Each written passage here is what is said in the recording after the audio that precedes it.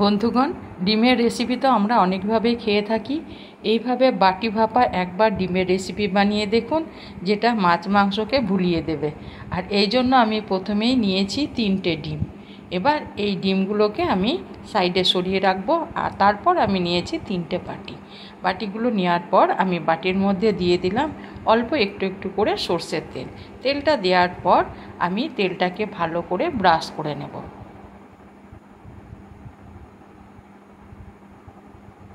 এইভাবে আমি প্রত্যেকটা বাটিকে তেল ব্রাশ করে নেব। এবার আমি যে ডিমগুলো নিয়েছি সেই ডিমগুলোকে এক এক করে বাটির মধ্যে ভেঙে দিয়ে দেব।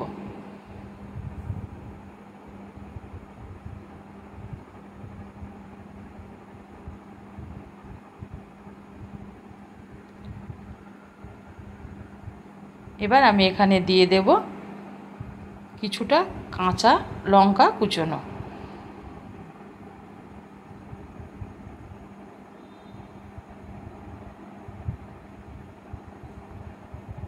এবার আমি দিয়ে দেব কালো গোলমরিচ গুঁড়ো অল্প একটু একটু করে, এতে ডিমের টেস্টটা খুব ভালো হবে। এবার আমি গ্যাসের মধ্যে একটা লোহার কড়াই বসিয়ে দিয়েছি। কড়াইয়ের মধ্যে অল্প একটু জল দিয়ে একটা স্ট্যান্ড বসিয়ে দিয়ে ডিমের বাটিগুলোকে এইভাবে বসিয়ে দিলাম। বসিয়ে দেওয়ার পর আমি একটা ঢাকা দিয়ে গ্যাসটাকে মিডিয়াম করে আমি মিনিট 10 রান্না করে নেব। 10 মিনিট পর আমি ফিরে এলাম। দেখুন বন্ধুরা, ডিমগুলো আমার সেদ্ধ হয়ে গেছে। এবার আমি এগুলোকে কড়াই থেকে উঠিয়ে নেব, দিয়ে পুরোপুরিভাবে ঠান্ডা করে নেব। পুরোপুরি আমার ঠান্ডা হয়ে গেছে। এবার দেখুন আমি চাকু দিয়ে একটু চাপ দেব আর ডিমগুলো কেমন বাটি ছেড়ে উঠে আসবে। এইভাবে আমি প্রত্যেকটা ডিমকে বাটি থেকে উঠিয়ে নেব। এই প্লেটের মধ্যে আমি উঠিয়ে নেব।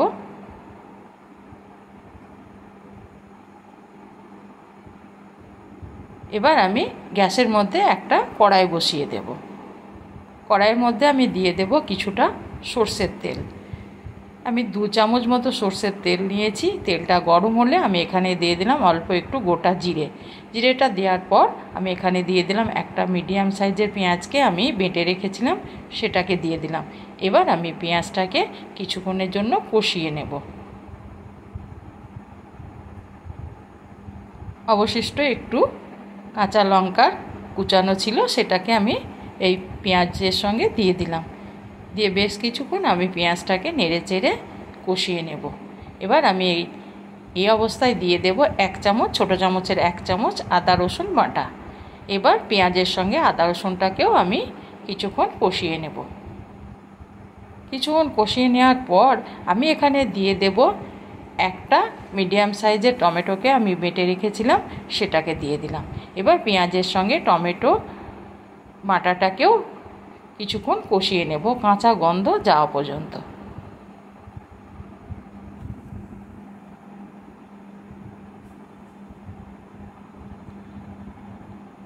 আর এবার আমি দিয়ে দিলাম মশলা, গুঁড়ো মশলা, যার মধ্যে স্বাদ মতো লঙ্কার গুঁড়ো, পরিমাণ মতো হলুদের গুঁড়ো, 1/2 চামচ জিরে গুঁড়ো, 1/2 চামচ ধনে গুঁড়ো, আর দিয়ে দেব স্বাদ মতো লবণ।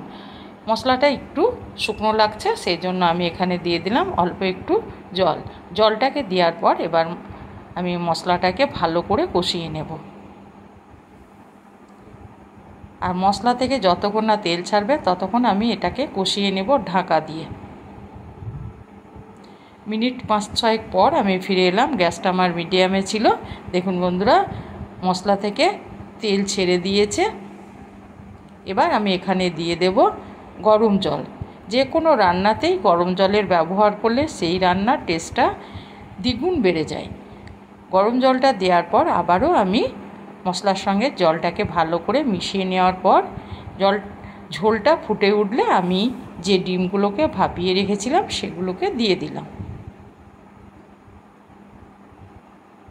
একটু নেড়েচেড়ে নেওয়ার পর আমি এটাকে ঢাকা দিয়ে মিনিট 5-7 রান্না করে নেব।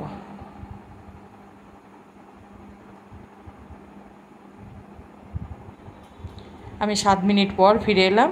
দেখুন বন্ধুরা, ঝটপট এটা রান্না হয়ে যায়, বেশি সময় লাগে না।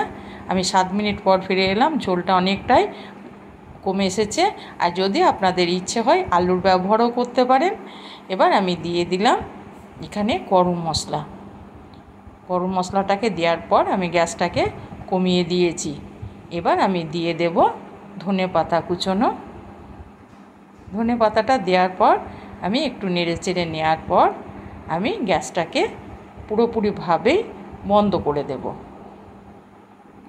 তারপর আমি এটাকে ঢাকা দিয়ে মিনিট 5 রেখে দেব, দিয়ে আমি এটাকে পরিবেশন করব। দেখুন বন্ধুরা, আমি 5 মিনিট পর ফিরে এলাম।